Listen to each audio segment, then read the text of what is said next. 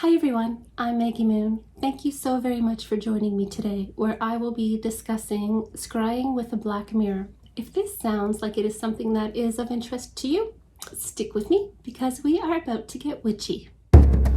Queen Lilith, divine mother of darkness, hear my call. With great admiration and respect, do I call thee forth, Mother Lilith. Open the cave within me, the cave of knowing, of all women past, present, and future that dare to drink from the chalice of darkness and gaze into the abyss, that I may fully know my own divinity.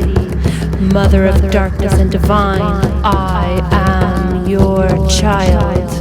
I heed your call with loving embrace and openness. I seek to awaken your virtues within me, stoking the eternal fires of the black flame within. Arise and come forth. Arise, Queen Lilith, arise, and reveal thyself to me within the black mirror, so that I may know the ways of sorcery, further awakening the witch blood within me.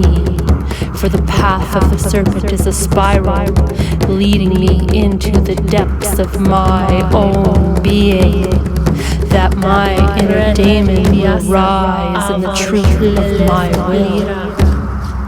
Renish Vyasa Avaj Lilith Lira. Renish Vyasa Avaj Lilith Lira.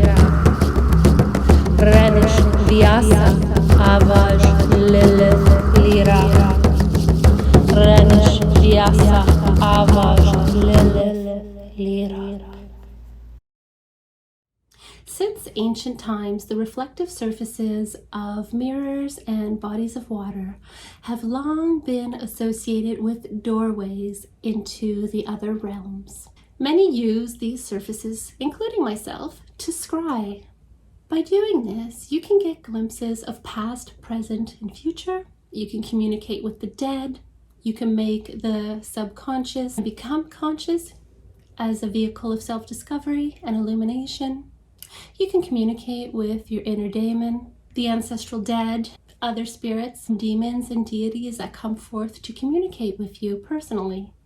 And remember, this is always a gift. It is a great way to learn things from the spirits, from your ancestors, and even from yourself, and of course from your holy daemon and all the other wonderful demons out there that are willing to work with us humans. When you work with these deities, spirits, and demons, you usually have nothing to fear but fear itself, unless you approach these workings disrespectfully. If you are disrespectful about the practice, and you show any form of disrespect or demanding kind of attitude, or try to confront and control these spirits, you can rest assured that they are going to treat you the same way. So I highly suggest that you do not approach these workings in this fashion, because it will not be beneficial to you. When you call these energies forth, they are coming and heeding your call to work with you. And that is precious and sacred. You cannot lie to spirits, so I advise that you don't even try. Okay, you're just going to mess things up for yourself, and there's no reason to do that whatsoever. If you are not in a place where you are able to heed the advice that I've just given up until now, I highly recommend that you do not engage in these practices until you are at that place. So depending on the work that you are doing, you may or may not want to see your own reflection in the surface of the black mirror. If you're doing a divination or some sort of scrying about the future, in those cases, you likely will not want to see your reflection. So you will angle the black mirror in such a way. In the cases where you're doing, let's say, past life recall, or you're trying to make your subconscious manifest, for inner work, you might want to see yourself. If you are looking to communicate with your inner daemon, it would definitely be beneficial to see your own reflection transform before your eyes, as well as communication with various deific masks. But of course, this is up to you and your preference. I like to imagine that the mirror's surface is like the consistency of water, okay?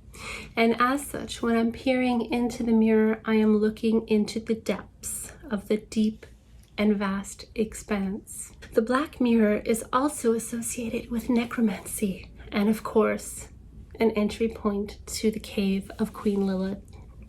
With regular practice and consistent practice, your visions will start to become more intense and in-depth, and you will have all sorts of interactions. So keep a journal, okay, of everything, of all your practices. This will be very beneficial to you in the future on how you approach things, because you're learning different methods and things that work for you, because it's not the same for everyone. They come forth differently to everyone, okay? So I've read some accounts that people have had with certain demons, and my experience with them was completely different. So I think some of it could be based on your mental baggage that you have with you already on what you think the demon is going to manifest as, or the spirit or whatever. And another thing could be what you need. But I think a lot of it is your approach and what you're expecting, because again, they can read that stream of thought, right? And they're going to use that to manifest for you, right? So just be open and try not to have too many preconceived notions before you begin. And remember, do not perform this in a cowardly state of mind or a fearful state of mind. Be confident in yourself. You will need a black mirror of any type. Use what you have. I know some people that like to use their iPhone turned off, or their iPad, or their computer screen. When you're doing this working, you will have your black mirror angled in the appropriate position as previously discussed. Ideally, you will have a sigil above the black mirror, or an image, or some sort of representation. You will want to have 2 candles on either side and some nice smoldering incense. This will help increase the effect on you as well, to help you get into that relaxed trance-like state.